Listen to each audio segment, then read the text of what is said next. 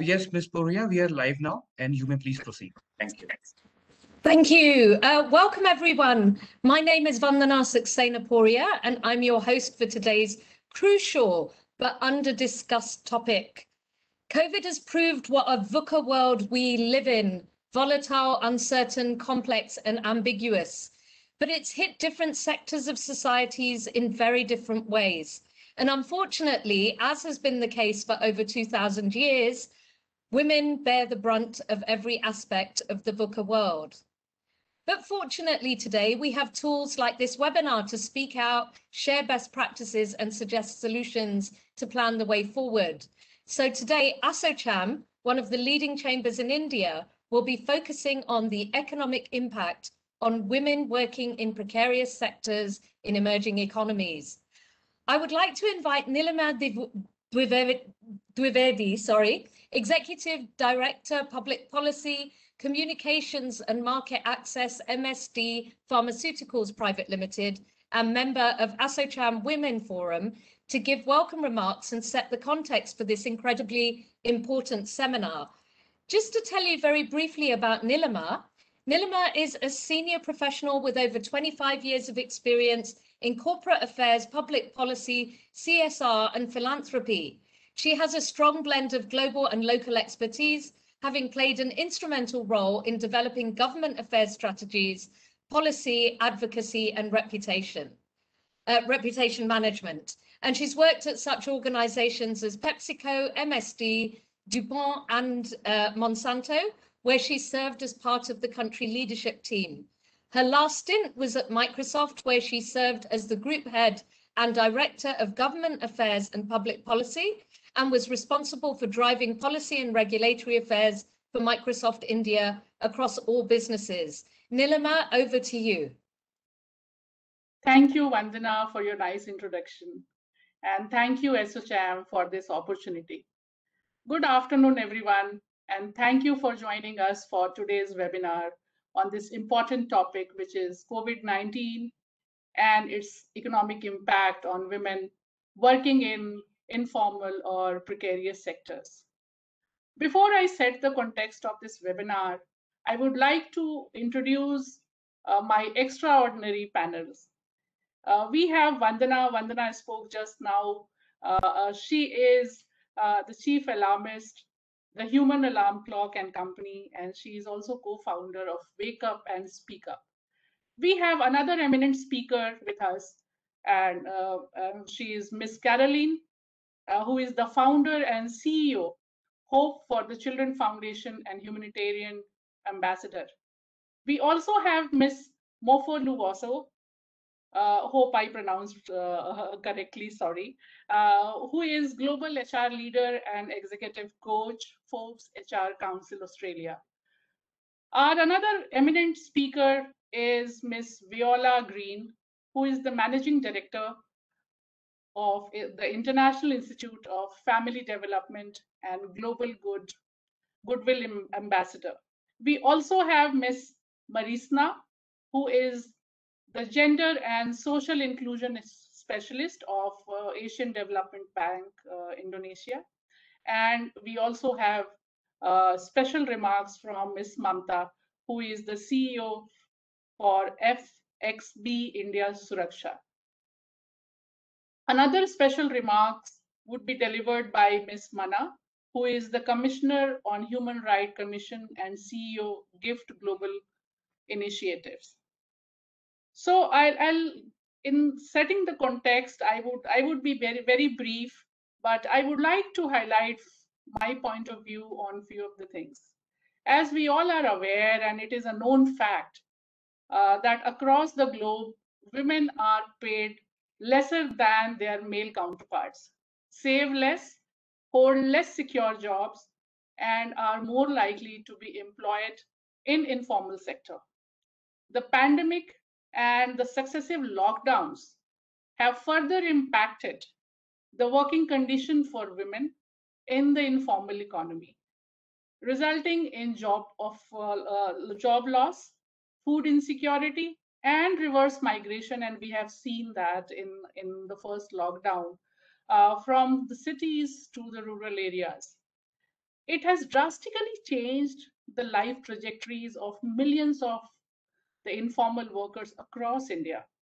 Those who were hoping to break out of the poverty prior to pandemic have now had to respond to the immediate health and economic shocks which they have suffered. Among developing and emerging economies, India's informal sector is the largest. It has been estimated that the informal worker constitute nearly 90% of India's labor force, and among the women who work, more than 90% work in the informal sector. These women earn less than men on an average, have insufficient access to market, and also the negotiating power for better working conditions and earnings. In India, these women primarily belong to a socially disadvantaged communities, and there is a further discrimination which pushes them towards the high risk of poverty. Economic insecurity is more than just job and income loss today. It has a snowball effect on the lives of women and the girls for years to come. Impacts on education and employment have long-lasting consequences that, if unaddressed, will reverse Ada's gain in gender equality. So because of pandemic, there has been a huge impact on women, and especially it has increased the non-remuneration in the women. One of the consequences of quarantine implemented in many countries has been the increase of unpaid work for women and girls within their homes. And with school closure, the entire family being always at home, the burden has now increased, and women are spending 2.5 times more than in non-remunerated care work. When everyone stays at home, domestic workers lost, in fact, their only means of income. And for domestic workers, 80% of whom are women, the situation has been really dire. A staggering 72% of domestic workers have lost their job. Even before the pandemic, the paid domestic work, like many other informal economy jobs, lack basic work protections like paid leave, etc. And the lack of education and economic insecurity also increases the risk of gender-based violence. And during this quarantine, the cases of domestic violence have been seen a significant rise. Without sufficient economic resources, women are unable to escape abusive partners and face a greater threat of sexual exploitation. Women are likely to experience long-term setback in the workforce participation and income.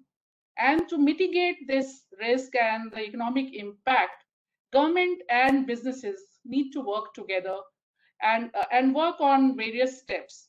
Number one, direct income support to women, where there should be a tax break, there should be support packages for women and their families, and support women-led businesses, where the businesses owned and led by women should be duly incentivized.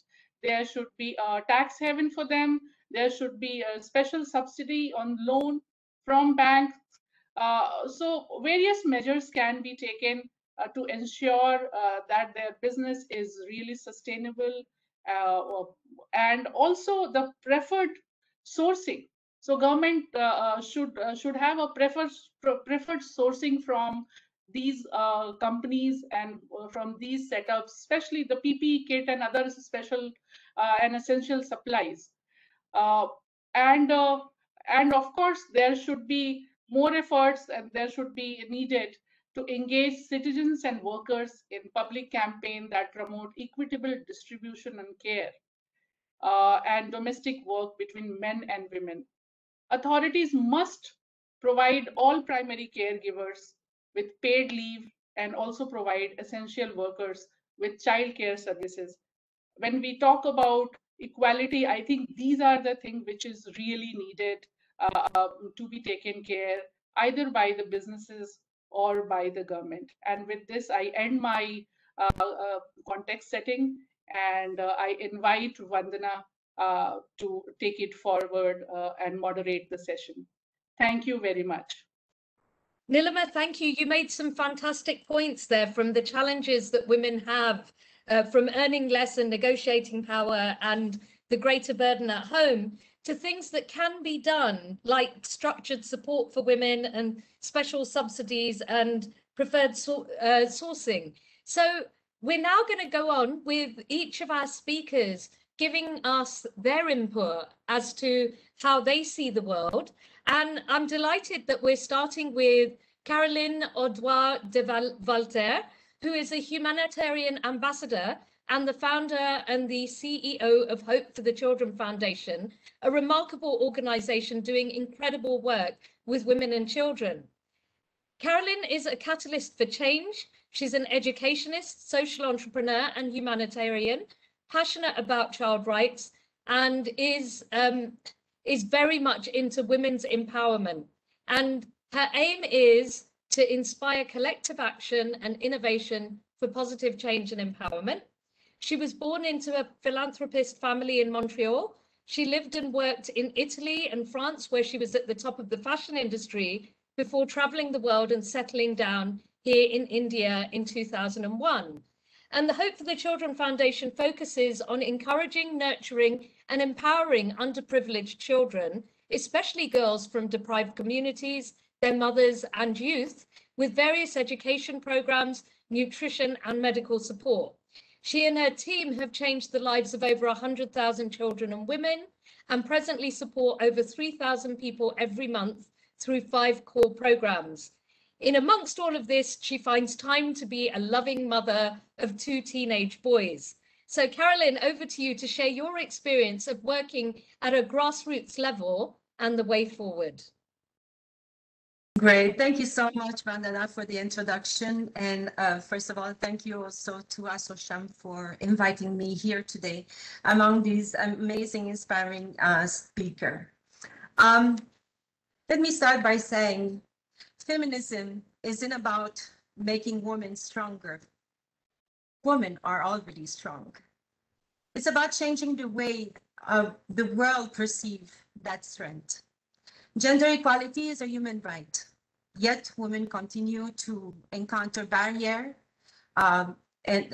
to opportunity and making decisions that is good for her and for her family. Guaranteeing the right of women and giving them opportunity to reach their full potential, not only for attaining gender equality, but also for meeting a wide range of international development goals and social responsibility. Women are strong. Yes, daily they multitask, they take care of their children, their family, their house, and also their work. Empowered women and girls contribute to the health and wealth of their family, their community, their country, the development of their country. And it has a ripple effect that benefits everyone. Gender equality means that men and women, have the same equal power, equal opportunity to financial independence, education, and personal development. Women empowerment is a critical aspect of achieving gender equality. We believe that if we empower a woman to basically make her strong enough, but not just strong enough, we said she's already strong, but give her the decision to basically take decision for her family, she will take her family along the whole path. Now, let me share why. At Hope for the Children Foundation, we realized early that if we wanted to empower children and retain girls in school, we had to basically empower their mothers. So for this, these women are mostly from the unorganized sector. They are housemaid, they are daily wager, beautician, they own modest canteen, they are street vendors. Their employment obviously is defined by low wages and daily income. But what is sad is that they basically are unable to sufficiently cover the basic living expenditure of the family, such as nutrition, rent, children education. And often they have also a lack of infrastructure like water, sanitation. So this also makes it difficult for these ladies to continue working and to extend, their work to a certain period. But you see, most importantly, I think that what we lack here is a choice. They lack a choice of that will result in, maybe because they have a low literacy, maybe because is that they have not been educated enough. They do not have digital literacy. A lot of these assets, they also lack of asset and also earning power. Now, in Maharashtra, where we work, women makes up about 6% of the workforce in the organized sector. Now, that means that 94% of the workforce are from the informal sector. So how can we expand the economic potential of women engaged in the informal sector? Well, you see, in 2012, we started a project called Atmaniya Bata.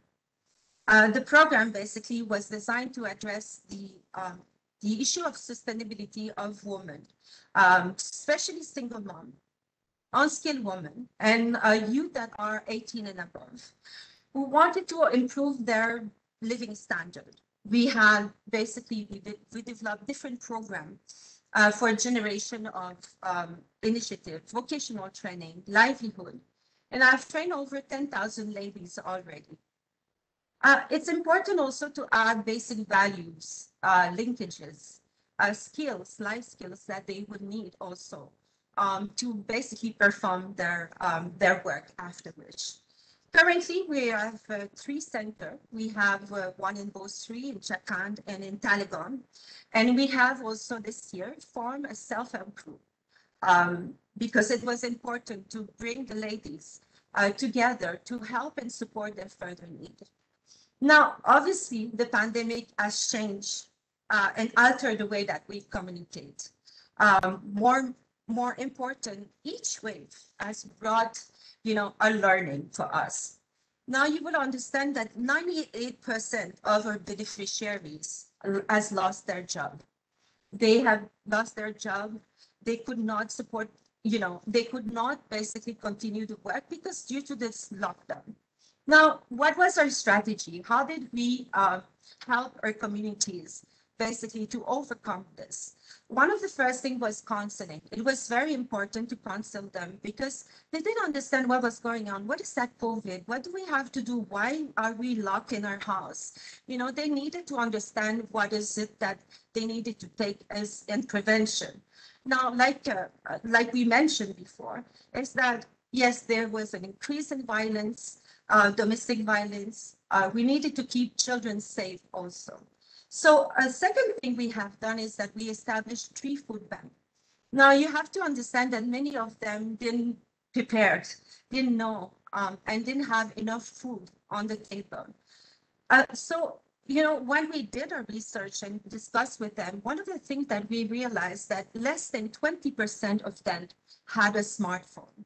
But nevertheless, what we did is that we created different WhatsApp groups because we wanted to make sure that we keep talking with them, we keep awareness. And then we started a mask basically initiative where each one could earn and could earn on their own. And we sold over 10,000 masks to help those ladies. Now you can understand that between mid-June 2020 and March 2021, as everything reopened, we also reopened our centers. And we knew that there would be a second wave. The ladies also knew that there would be a second wave. So we needed to prepare them for what would come.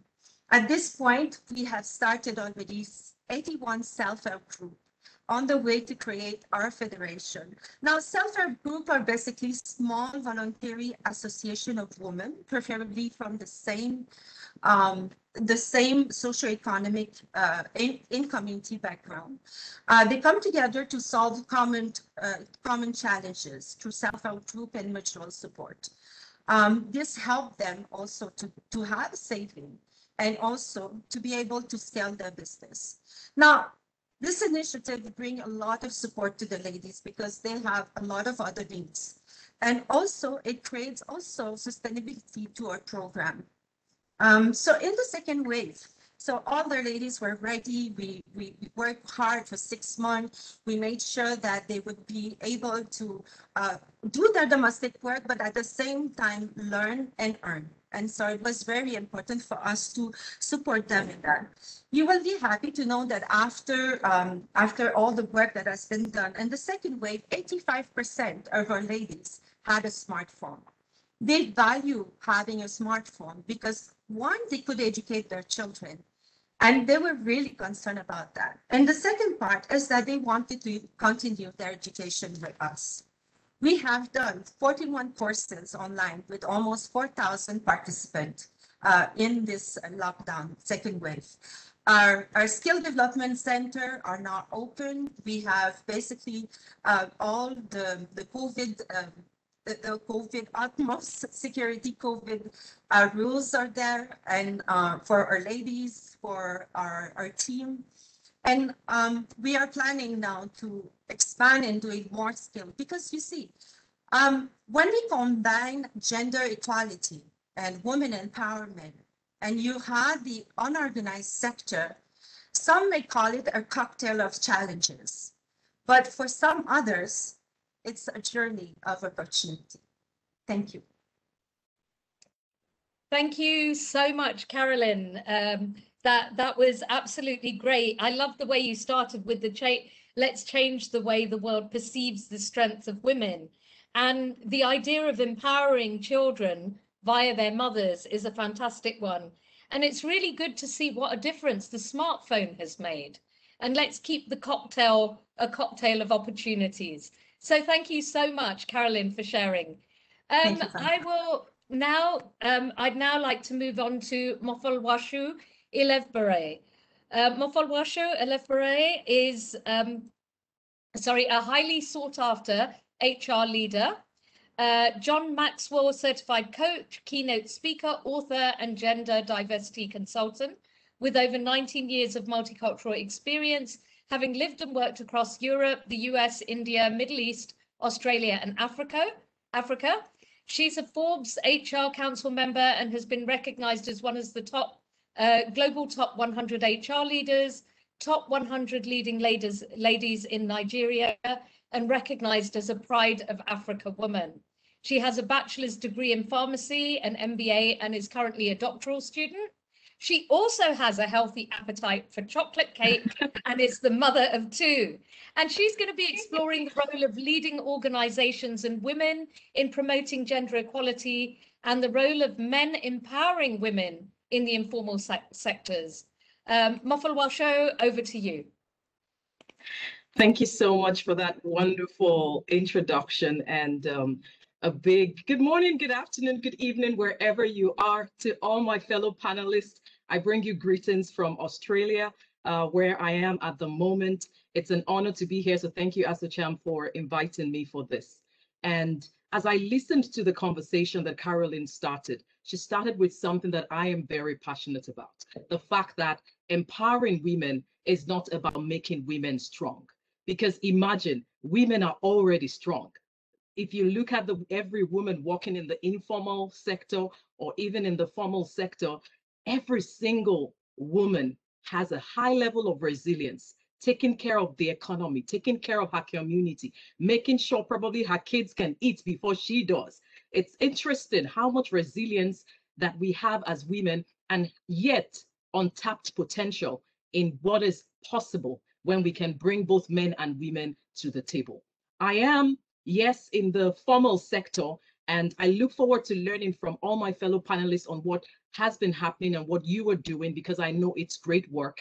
And so I won't take too much of your time, but I wanted to start by sharing a story about a little girl. Once upon a time, there was a little girl who, in her family, it was important to have a male child. Yes, we know that in emerging economies, having a male child is something that is very common. But for this little girl, it was so important in her family because there was a lot of hereditary traits and skills and things that will be transferred if that happened. And after having 3 girls in that family, there were no scans back then, but there was a lot of oracle, a lot of prayer mountains and prophets who said this next pregnancy was probably going to be the heir of the family. So no pressure. You know, her mother had enough time in the fattening room, in the caring room, everyone taking good care of her, just hoping that this time the 4th pregnancy will come out as a boy. And there I was. The little girl is me. I came out into a world, yeah, everyone was so excited. But then it was a world of mixed feelings. On one side, you're happy you have a baby, but on the other side, it should have been a boy. And so as early as age 4 or 5, I grew up to understand the kind of world I had come into. A world where having a male child seemed to be more important. A world where girls probably did not have the same opportunities as the male child had. And so I grew up quite early. Many times I would run into my aunties and uncles and they would say, you should have been a boy. I had tomboyish tendencies and that made it worse. Why didn't you come as a boy? And I remember there were instances where I would run into the bush, just hoping that someone would probably just kidnap me who maybe needed at least one child.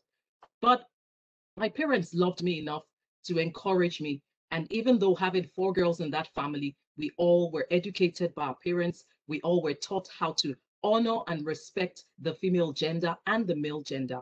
And as I look at the story of my life and the different challenges that I have gone through as a woman, either within the career space or even within my cultural background, I have decided to become a voice.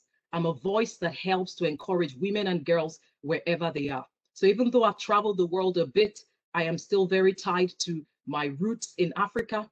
And there is a lot of work that we're doing within that space to help to encourage women and girls, especially within the formal and informal sector, to be the best that they can ever be.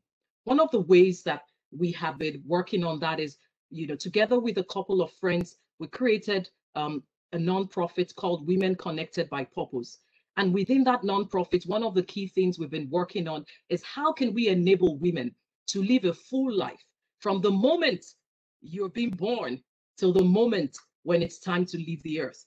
How do we encourage a little girl to understand that there is power in being female? How do we encourage boys to respect the gender and to work closely together? How do we encourage little girls and young ladies in the universities? So we do a lot of work at the grassroots level. We call it the Girl Courageous, how to instill lots of leadership and confidence skills into girls right from the early age. Then for the ones in school, we have a program we run also to make sure that we're helping them with self-esteem. Because we notice that when a girl starts getting into puberty, there are some of those self-esteem issues that start showing up. They start to lose some of that confidence. And we get into that space to coach and to mentor. And then as they move into the university, we have a program as well where we're handling, we call it Rising Stars. And these are ladies who we're helping to emerge as leaders into either they want to start their own businesses or they want to get into the career space.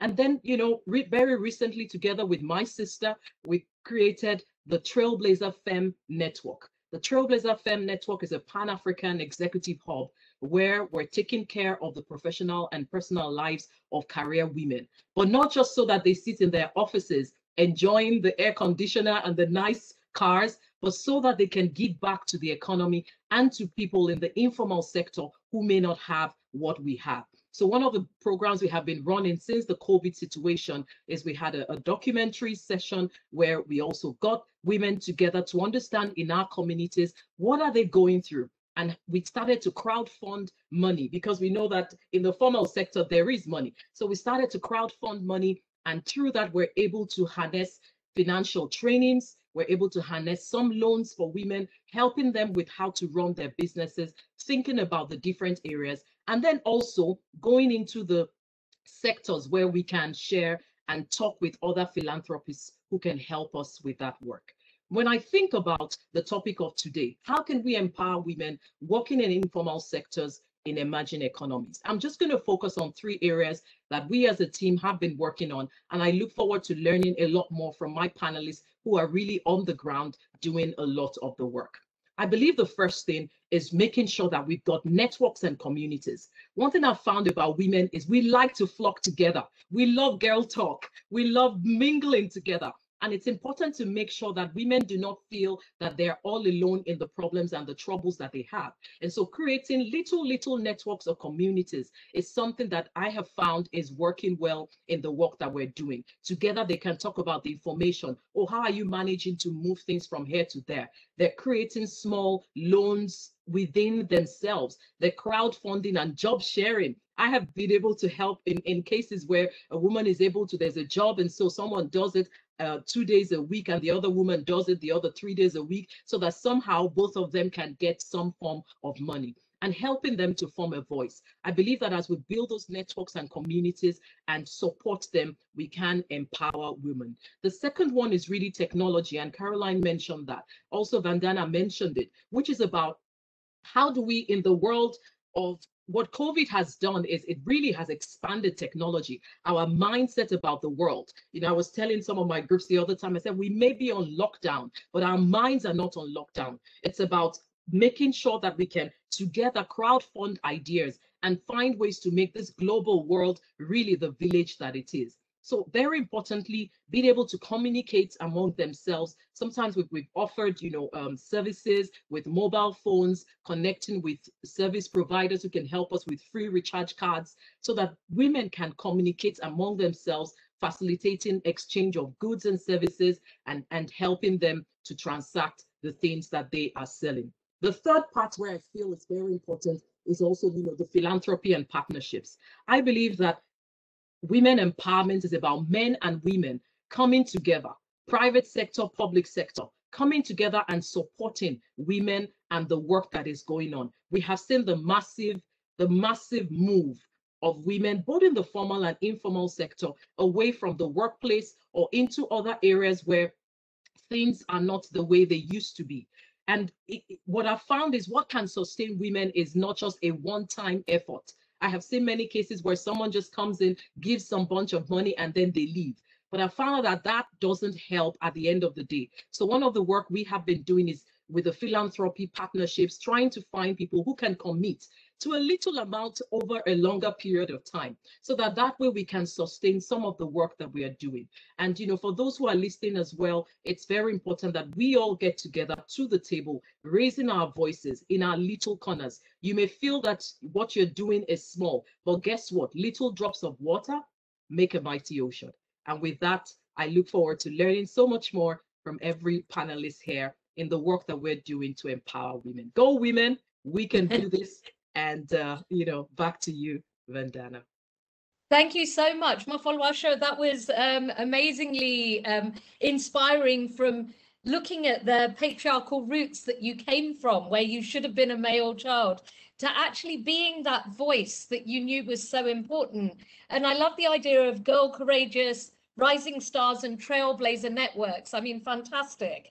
And it was also great to hear that you are thinking along the same lines as what Carolyn said, which is networks and communities. She talked about self-help groups and counseling, technology and the smartphones. And the third one, partnerships. We can't exist in a vacuum. Those partnerships become human ecosystems that can really drive thriving. So thank you so much for all of those wonderful points that you brought up. I'd now like to move on and ask and invite Viola Green, Managing Director of the International Institute of Family Development and a Global Goodwill Ambassador, to speak. Viola's got over 10 years of experience in child welfare, social justice, and international women's development. Her experience spans field work, which is in social work and counseling, philanthropic program work, child welfare practice and innovation, and policy advocacy. And the International Institute of Family Development bridges opportunities for the diaspora to establish private and public partnerships with government and other like-minded comrades for sustainable enterprise development. Viola, over to you. Thank you, and good morning, everybody.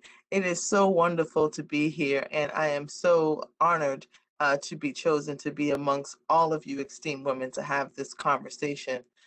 What I'm going to talk about and bring to the table, I believe all of you know, and would agree that the world needs an engine of growth, and that engine of growth is women. It is us. We have gone through a massive pandemic that has affected economies, lives, and livelihoods.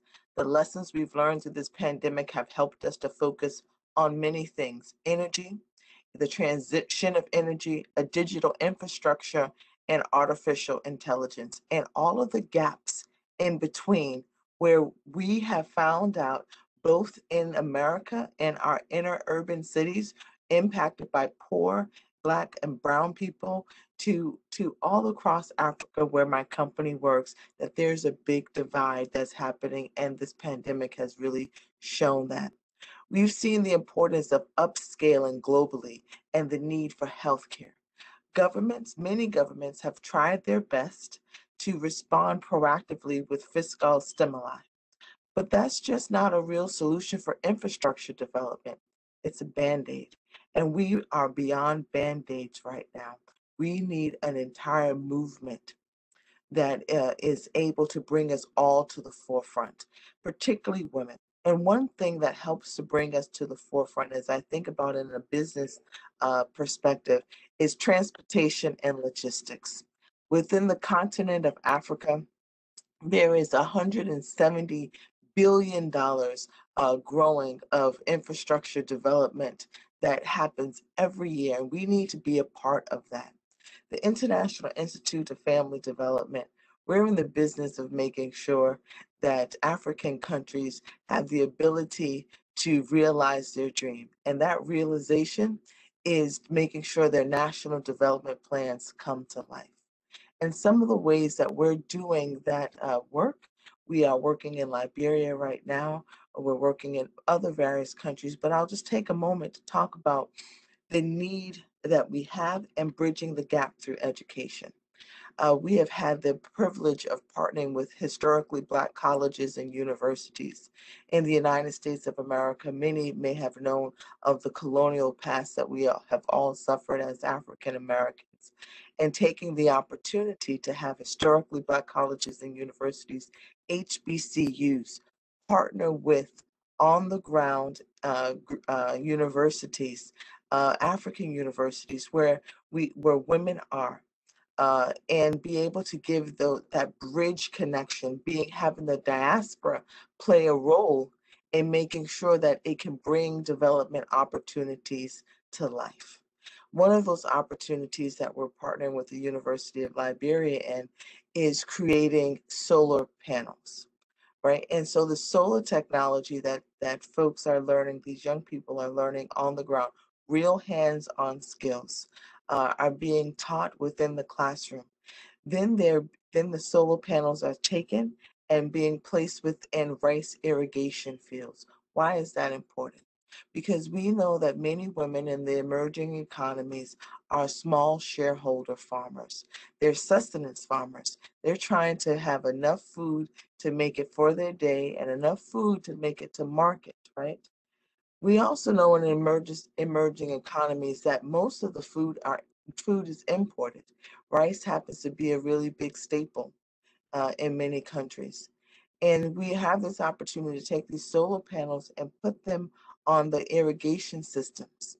And that energy is able to then navigate, right? Is able to process the water and be able to flow in a mechanized way. The extra energy, that is where the remarkable part comes in. That's extra energy goes back into the homes of grandmas and aunties who have not in 50 or 60 years had a light come on in their house. Their grandchildren are now able to turn on the electricity. You're able to have a fan. The public health impact, right, on that. So business is great. It's great to have money, but what is the social and impact that you're having on the people? We cannot take this money to our grave with us, right? What we have to do, what is on the table to do, is provide opportunities for healing, for restoration, and recentering our focus on women and within an economy that makes really good sense.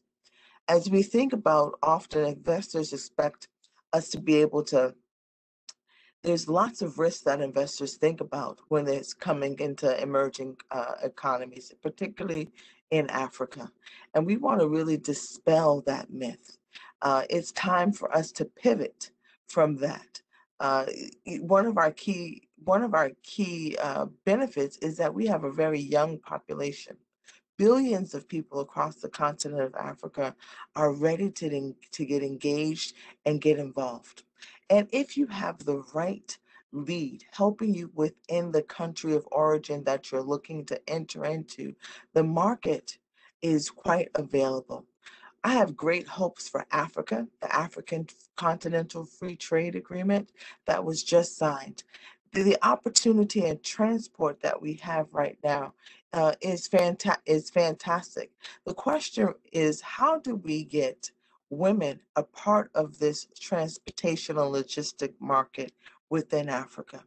We see quite often in Ghana and other places that I go that you have women that are organized and that are riding motorcycles, providing transportation.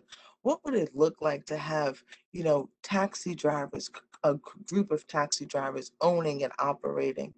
Those are the business questions that we really need to start asking about this opportunity that we have before us. Resilience is what women are all about. We are the mothers of this planet, and without us, we don't continue to spin. So how do we come together both in India and in Africa and take advantage of the opportunities before us? One of the final things that we're doing, the International Institute is doing in Ghana, is that mining is a really big thing. Many women are a part of the mining industry, unknown to most people. Most people think that it's just a lot of men, but small mines are happening. We have an opportunity, and we've connected women miners, small miners, to an operating group in East Africa, which is a women-owned mining company. It is time to take that informal sector to the professional sector, bridge us together, because we're one people. We are at one dinner table. How do we start and continue the conversation to move forward and build our infrastructure so that it makes sense, so that our children and our grandchildren have a place that is whole, sustainable, and worthy to be a part of, so we no longer have to be at the margins or the sidelines. I give back the remainder of my time, and I look forward to being here with all of you to learn, to grow, to share, and figure out ways that we can collectively get together and collaborate and bring transformation to this work that we're doing. Thank you so much, Viola. Some fantastic experience there, that you've shared with us, and the importance of the diaspora. All of us we have a duty to support those who have not, and you've shown how the diaspora are doing that. It's great to hear about the education side, but what was really interesting was you looked at the problems that women were facing in Africa on the ground, which was all to do with energy or all to do with growing rice, and you found a solution by just upskilling that whole chain, that value chain. So, I mean, I think that's a fantastic idea, and that's something that we need to think about. What are the grassroots problems, and can we go up the value chain and see where women can support elsewhere? And again, we see the same point that came up from some of our other speakers, which was, how do we connect ecosystems together? So connecting the small women miners with the women mining company. So how can we increase those networks? So Viola, thank you so much for adding that dimension to this discussion. I'm now going to welcome Marisna Yulianti, who is a gender and social inclusion expert at the Asian Development Bank in Indonesia. She has experience in project management on issues of social inclusion, poverty alleviation, promotion and protection of the rights of vulnerable groups at national and regional levels in Southeast Asia. She's knowledgeable and experienced in gender mainstreaming, especially in areas of education, natural resource, transport, urban water and sanitation. And she has a master's in psychology, and Human Development from Nagoya University in Japan, and a bachelor's in social psychology from the University of Tokyo. And her native languages are, she also speaks Indonesian, but also speaks English and Japanese. So Marisna, we're really keen to hear about your experiences of Indonesia's battles with COVID-19, gender equality, and the work of the Asian Development Bank during COVID times. So over to you. Thank you so much, Vandana, for the introduction. Thank you also for the opportunity and for having me here today. Good morning, good afternoon, good evening, depending on where you are currently. Yes, a little different from the previous inspiring speakers. I did not start an organization or initiate a movement, but rather I mainly work with the governments and state-owned enterprises to be able to mainstream gender and social inclusion into the policies, national policies and programs as well. So what I'm going to share with you today is basically the bank's experience in mainstreaming gender in initiatives related to COVID-19, and also some of the national programs and policies that the government has been introducing as well to address the impact of COVID-19. So yeah, Indonesia, like many other countries, I'm sure have been struggling with the impact of COVID-19 in every aspects of our lives. Even in the past few weeks, we are seeing the highest rise of number of cases of COVID, with an average 20,000 new cases per day. So it's not getting better actually, but yeah, we're currently thriving. In terms of economy, the virus has left the economy crippled for more than a year now. It has impacted labor market. It is estimated that more than 30 million people are affected by this, with 2.6 million have lost their jobs because of the pandemic. The unemployment rate of Indonesia is currently reaching 7.1%, which is the highest in over 9 years already. COVID-19 also increased the number of people living below the national poverty line. In 2020, the number was up to 27.6 million, or around 10.2% of the total populations. In terms of gender and social inclusion, I think similar with experiences of other countries and India as well. The virus has put women's health at greater risk because of the reduced access to sexual and reproductive health services. And then women are also at higher risk of exposure to the virus because they make up the majority of health and social workers, nurses, and doctors as well. And women are more likely than men to be engaged in caregiving activities at the household level.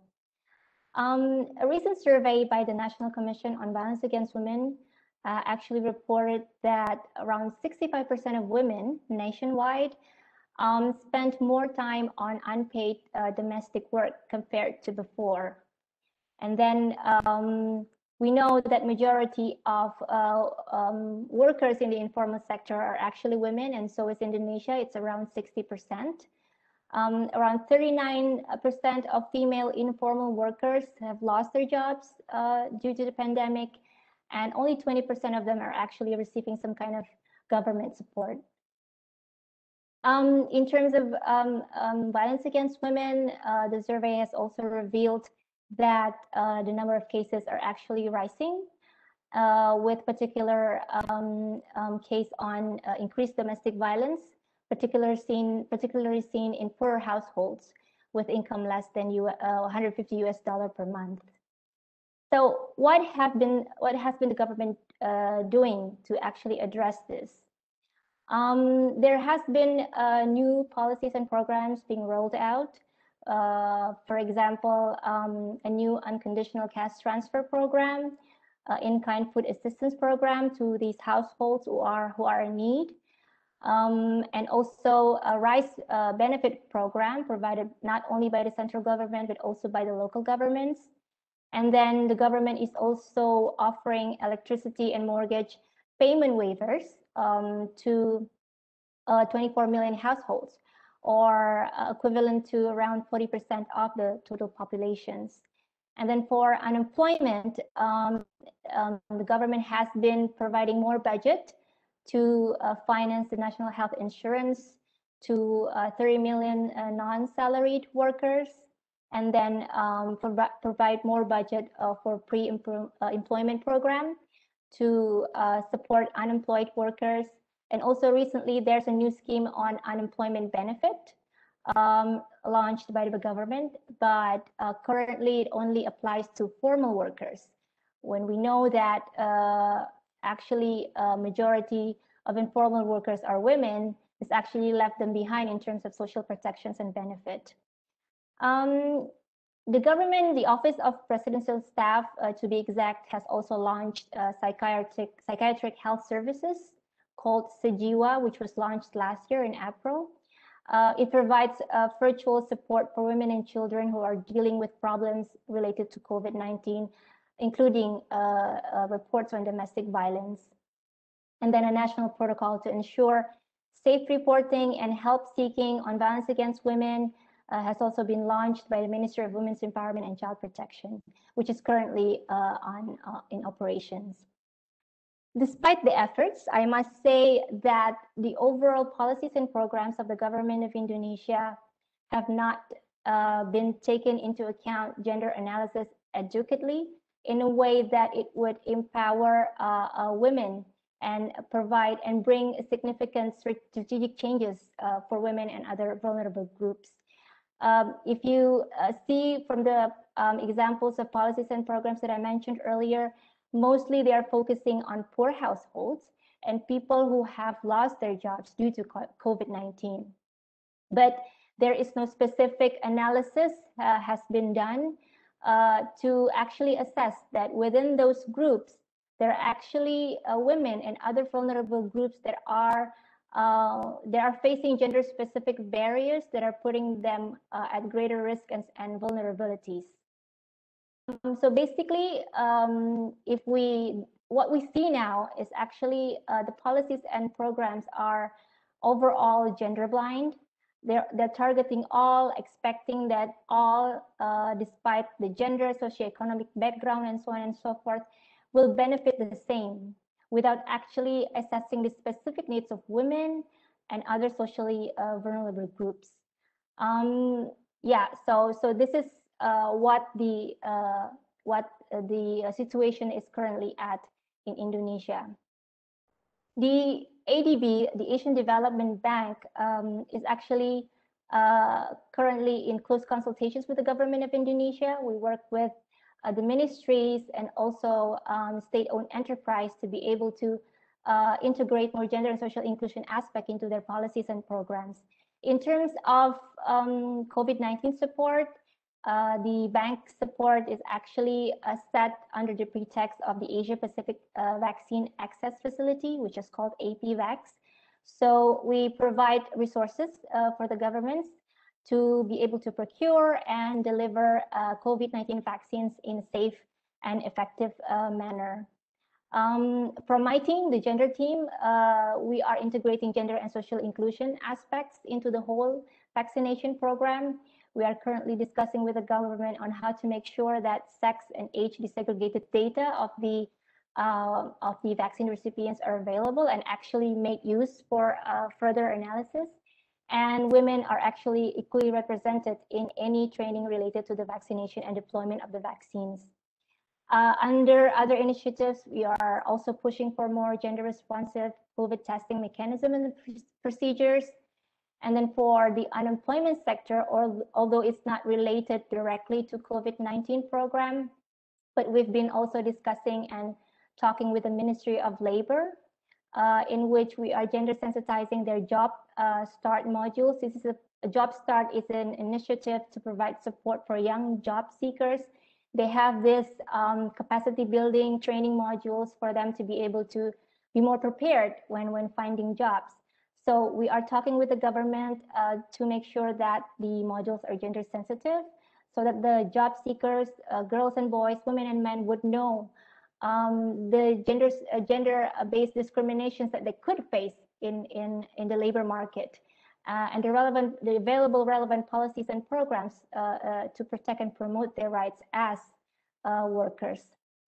So yeah, but these discussions are actually still ongoing. It's not final yet. We are hoping that the government of Indonesia would be more open to actually set priorities to address these gender inequalities, and actually make use of gender analysis, gender sensitive data that we currently have from numerous studies and researches. Because without proper interventions to address gender gaps, any development or progress that the government is making on COVID-19 will never benefit women, men, and other vulnerable groups the same equally. And these gaps will continue to affect the rate of development growth that the country is actually aspiring for. So with that, I end my my remarks. Thank you so much, and back to you, Vandana. Thank you.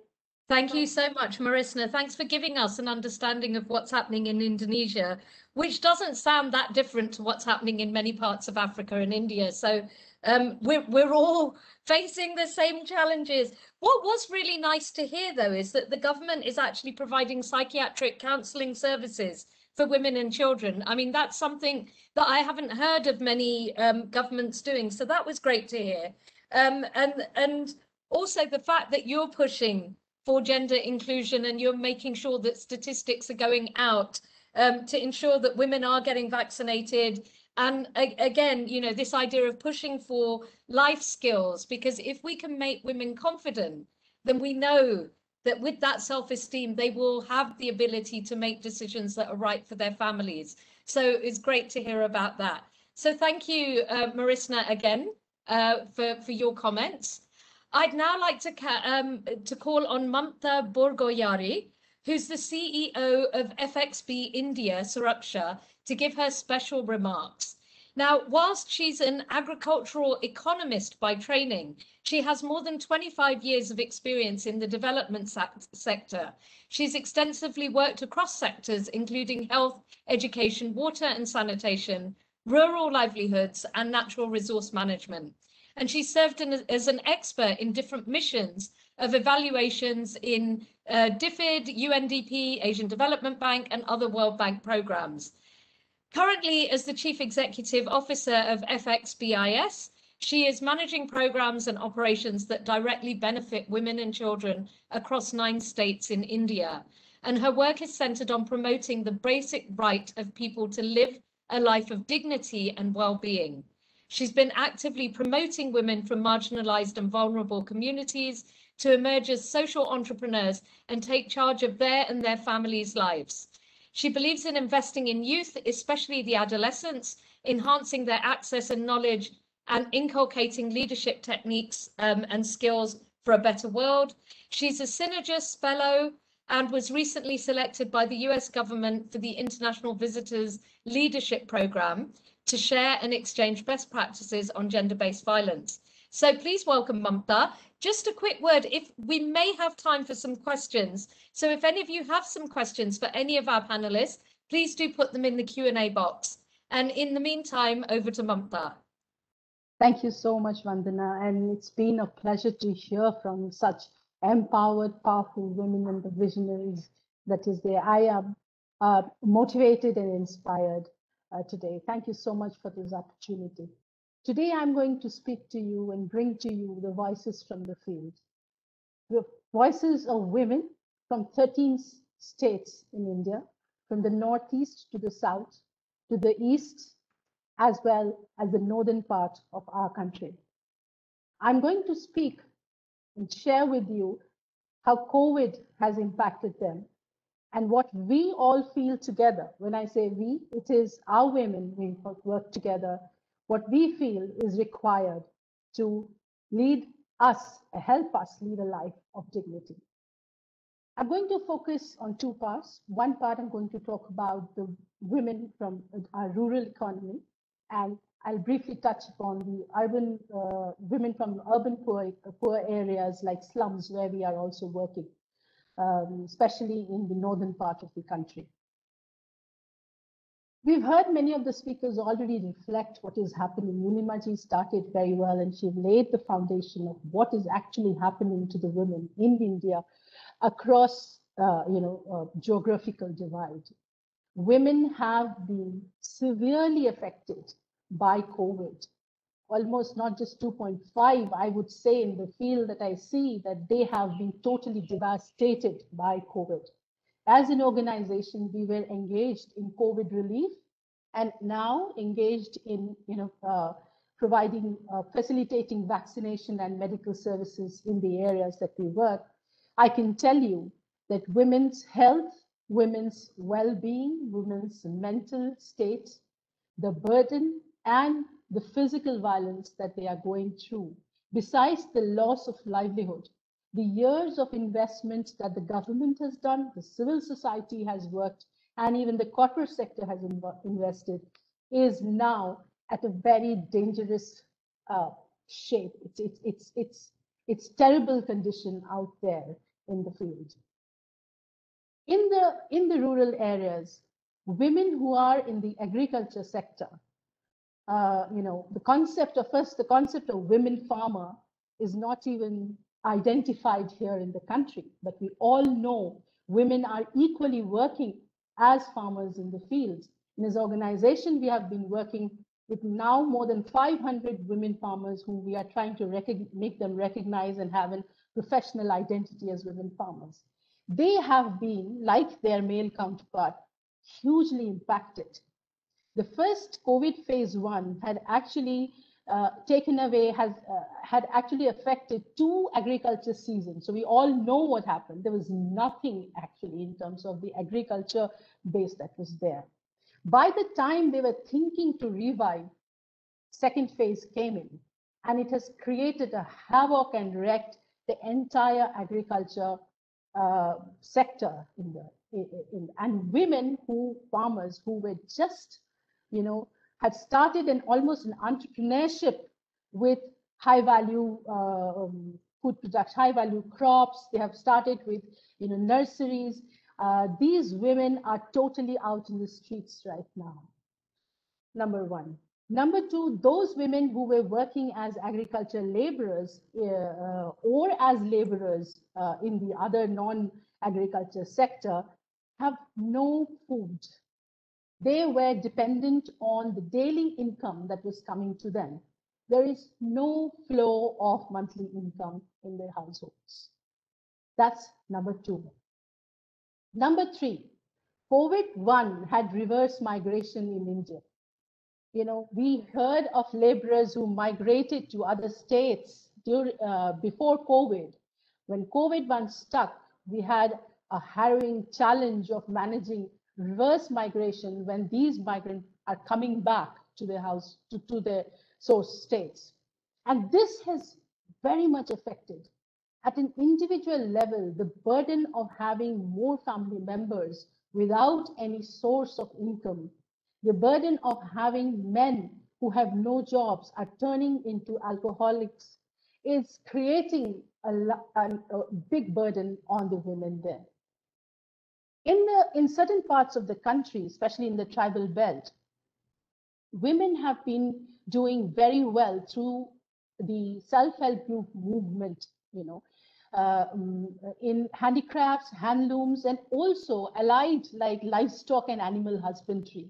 And let me share with you one happy news, that this income which is in economic terms considered a secondary source of income, was the only backbone which helped families survive the first phase, because men had no job, primary income, no job. So it is the secondary income by these women who helped survive the first phase and people were alive. But what happened was, as there was no job, this entire secondary source of income, the entire capital that has been raised, the savings raised by the women over years, are now almost getting to nil. Because for the last more than 1.5 years, there is no income in the family. So I think it is important to recognize the role of allied livestock, animal husbandry, and other like weaving, handloom, these sectors as important entrepreneurship modes of intervention, and where women play important role in how you can actually financially empower women. The self-help group, which is a strong platform in India, and many states are doing wonderful, I have to say with that. And many states are kind of picking it up. The self-help group is, for my other members present here, as Nilimaji explained, it is a kind of an organized women come together, and now it is organized because you can register, you can take a loan from banks and do collective entrepreneurship in one platform. The pandemic hit the SHG movement very strongly. There was no collective movement. There was no activity. Mobility, which I personally think is the biggest indicator of women's empowerment, was totally zero. There was no mobility. So SHG movement has been impacted hugely. And what has happened, the loans, the repayment burden is strong. There has been no flexibility. There is no flexibility around there. The fines remain. So they are really suffering in that entire burden of repaying loans and actually having nothing to even eat. As a result of all this, rural areas, which are most often the source states for human trafficking, large number of cases of human trafficking is now coming to the fore. Women are actually being trafficked out in the lure of jobs, in the lure of basically employment. And this is a big issue. Let me also share with you that the civil society organization here in India, we have worked for more than 3 decades or more to stop this menace of human trafficking. In front of our eyes, we are now seeing child marriages on the high. We are seeing women being trafficked out, families having no option but allowing the women to be sold for money. And it's a very distressing moment for organizations like us who are in the field and they're working. The adolescent girls who are now out of schools are staying at home in a very unprotected, unsafe ecosystem are the most vulnerable. We should not forget that they are the next productive age group on whom the country is going to depend. And we really need to think about the adolescent group and what is happening to their life. And right now, they are extremely vulnerable. As an organization, we are engaging with them on a daily basis, keeping them engaged in life skills. We heard about the importance of life skills as well. Quickly on health. I'm not going to talk about, we know the impact of COVID-related health. I'm going to talk about what's happening to non-COVID-related health. In the Santhal Paragana, which is a tribal tribal region in the eastern part of our country, in the areas that we work, during COVID-1 itself, more than 90% of baby births were at home. The whole concept of institutional delivery is totally, dismantled. The health of these women are hugely impacted. There is no nutrition. So you can imagine after the baby, there's no nutrition, there's no medical care. We are going years behind where we are going. And I'm sharing this with you because I think it is important for us who are playing an important role in the women empowerment scenario to consider this when we are doing advocacy. Very quickly on the urban, we have heard a lot about the urban sector. We work in the urban slums in Gautam Budh Nagar and also in Jaipur. And two things, women who were working in factories, even after when COVID phase one stuck, more than 90% of those women we are in touch with never got the salary that they were supposed to get. I'm not even talking about the unequal wage. I'm not even talking about the abuse that they go through. I'm simply talking about a right as per the Constitution. They never got the wage. we need to seriously look at the factories ecosystem to ensure that women's right to equal pay, ensure women's right to a safe space, ensure women's right to health facility is important for any factory to be marked as an emerging factory, if I may say so. So that's one point. I'm not going to touch on domestic workers. We've heard a lot about it. We all know, just let me share one statistics. Less than 5% of domestic workers in India, on statistics which I read, were actually supported throughout the pandemic by families who are in the topmost categories of income. So I think it is reflective of where we are coming from in terms of the humanness that is so important for us to deal with not just women, but society and community in general. So in a nutshell, women in India across socioeconomic divide, I think, have been far more adversely affected. And the emerging pandemic has shown us the important role that women are playing. We all know that women, not only in India, and we just heard across the globe, they are the ones who are holding the economic system together. They are the ones who are holding community together. They are the ones who are holding the family together. Why are we not treating them with the same compassion, the same dignity that is most important for any human-centered work? I would just say, in terms of recommendation, two things. Women entrepreneurship, I think, is important. You need to create, in the women entrepreneurship, we need to create an empowering, inclusive ecosystem that provides us not a safe space, A, and B, the skills to negotiate. We hear, in economic terms, competitive economy is very great. It creates opportunities, it creates employment, it gives you good return. But you need to have the power to negotiate, to get incentives, to get opportunities. Let's work on skilling women to have the power to negotiate in any scenario that they exist. Second, the important point that I want to talk about is collaboration. COVID-19, I think no other pandemic or emergency has thrown it right on our face that if you don't work together, you are going to just disappear, right? And in India, the private sector, the government, and the NGO sector, who has always been looked at from a very diffused lens, were the ones who came and bridged the gap between service and delivery. If the civil society was not there in India, I don't think that we would have been able to feed or keep families alive. I think it is the right time, and the pandemic has taught us a lesson. We need to join hands together as equal partners, and we need to draw the strength of each other so that we can ensure that our women and our children live a life of dignity. Thank you very much. Thank you so much, Mamta. Great understanding of what's happening on the ground across India.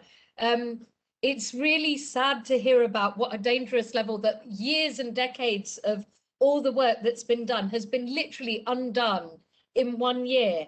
Everything from, a minimum of 2 agricultural seasons to women's burdens going up because husbands have come back from reverse migration. And lovely to hear your final points, because that really does seem to be the way forward that the rest of the group has spoken about as well. Self-help groups and life skills, the skills to be able to negotiate, the skills to give the women the self-esteem to be able to say, yes, this is right, or no, this is wrong.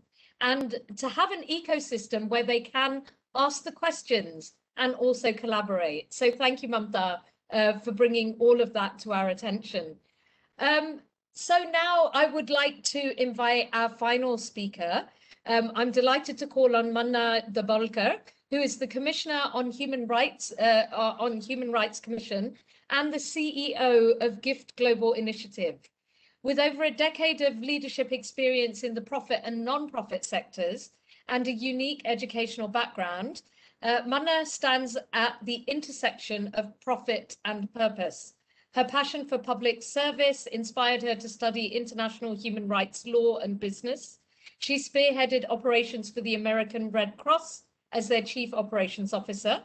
She served as the Red Cross director of Round It Up America, a partnership between the American Red Cross and Ruya, a non-profit initiative by leaders in the restaurant industry to end world hunger by engaging the restaurant, food and beverage industry in giving back.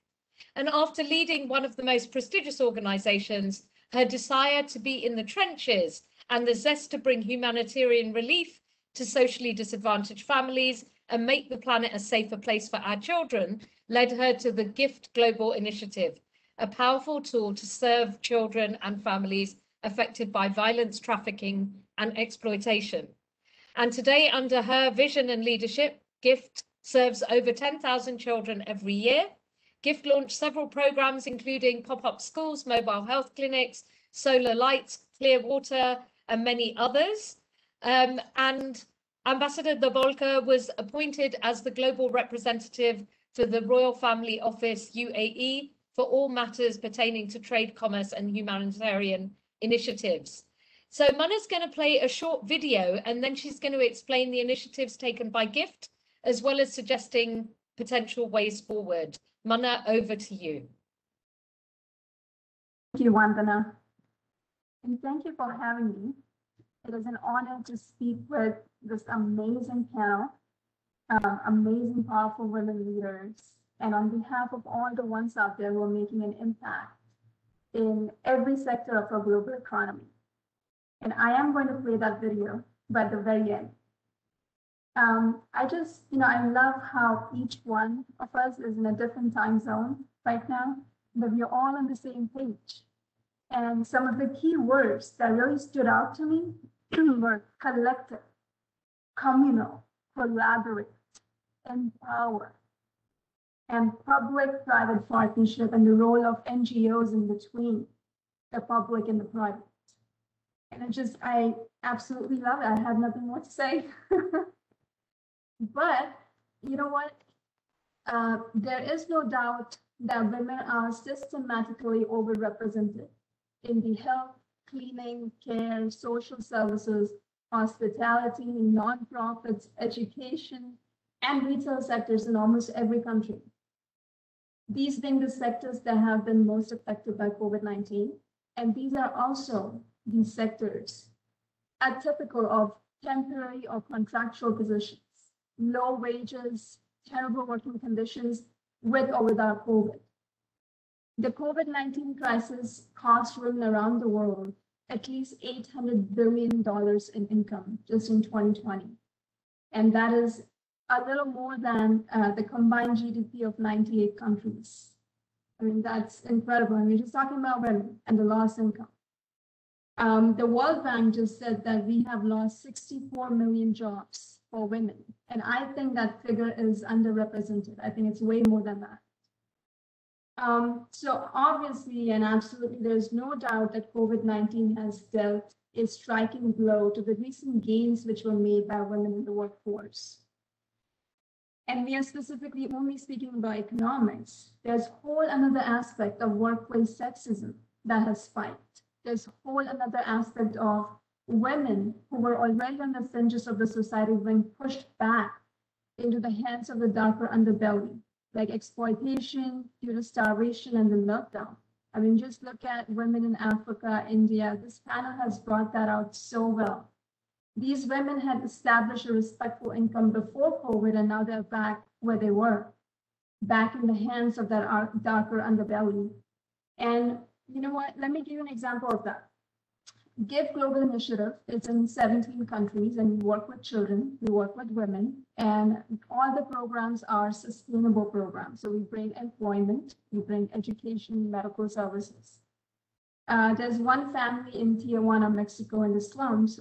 This mother who used to be a drug addict, a drug dealer, had a son and a daughter, would take them with her on the streets to deal in drugs so she wouldn't land in prison. It took us 6 years to get this woman clean, get her a respectful job, get the kids in school, 6 years. And COVID happened. She lost her job. We were not able to get to Mexico as often as we used to in the past. The daughter, who is 15, is now living with another man and is probably pregnant. The boy, who is 13 years old, left Tijuana, went to Sinaloa, which happens to be the home of Mexican cartel, and he's working the streets. And the mom is again back on the streets dealing in drugs. And that is just one family. Think about the millions and millions of children and women who are thrown back in that darker underbelly. And these women had established, as I said to you, these women had established a respectful income before. And no one's talking about them. You know, I have been on several panels before, and I love the fact that we are kind of talk about these women, because no one is talking about the women who had worked really hard to get out of that dark hole, and now they're back in it. Disasters have tragic consequences, and people with the least resources at hand to rebuild their lives are often the worst affected. And this is where my Red Cross experience comes into play. The traditional response to disaster management is to provide immediate relief without considering how the process of rebuilding lives and communities can be a positive opportunity for change. Relief assistance in a post-disaster situation is usually controlled by the supply side. So what we do is we do a cookie cutter approach of aid. We decide that this is what they're going to need, and we go over there and deliver the aid without listening. It is called one-size-fits-all approach. And the usual scenario in a disaster, post-disaster situation is to work from zero or work from minus, because so much has been lost already, and then take the necessary steps to provide the victims with temporary fixes. But let me tell you something, 10 years and working in disaster management, I can tell you those temporary fixes may come quick, but they're not sustainable. And we treat these women as gift. We treat these women as change agents, not as victims. At GIFT, we have facilitated that change in two ways. First, by having a clear understanding of what is needed by listening to the ones impacted by the change. And obviously, as I said to you, it's important that we treat women as empowered change agents, not as victims.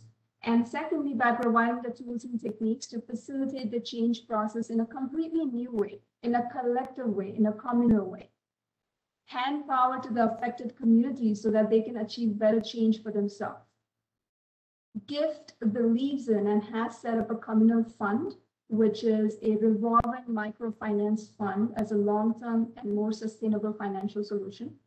The essential component is to have something communal for people to work and protect collectively. And when I say people, I mean men and women together in the communities, because that's how we will bring about a cultural shift when women and men have equal representation. And by equal, we don't mean more, equal means equal with respect. Our GGI Works program is, I think it's a perfect example of communal building, where these communities are running these workshops and creating employment, and they're bringing business back into their communities, paving the way for little self-sustainable cities. They're not relying on government. They will not have to rely on nonprofits and outside entities in 5 years from now. They're creating their own little cities. Unfortunately, I don't have a whole lot of time today, and obviously this is not a 7-minute or 10-minute conversation. It needs follow through. We all need to keep talking about it. Although it also really needs a larger shift in the way we raise our children, we raise our sons and daughters. I would suggest that any policymakers, community leaders, women leaders like you, parents, nonprofit organizations, anyone who is listening, look at this opportunity from two vantage points: shared responsibility and individual responsibility. If we go back to the same old, another pandemic strikes, women and children are going to be at the receiving end of this all over again. We have seen it over and over again. What this needs is really getting to the root of why women were impacted differently than everyone else. And we need to question ourselves as a society, as an individual, and ask, are we programming and pushing our women our mothers, our sisters, our daughters into these precarious sectors, are we really giving them the opportunity to be who they really want to be, or are we telling them who they should be? Think about this. And this is an individual responsibility to be a parent, to be a teacher, and a shared responsibility as a society not to try fitting women and men into pre-gender defined jobs and roles. It's really important that we allow our daughters and sons to be whoever they want to be, without telling them that, oh, you need to go into become a nurse, doctor's not for you, become a teacher. It's not for us to say that to our kids, it's for them to decide who they want to be. Thank you. I'm going to play a video and I'm going to hope it plays. We have tested doing that, so let's try this. And if not, if it doesn't play, Mayank has promised me that he's going to email it to everyone. Let's do this. So this is the GGI Works program that I mentioned. It's a communal fund, it's a microfinance fund, but the community comes together and uses this. It's not given out as individual grants, but rather a communal fund. So let me try and play this.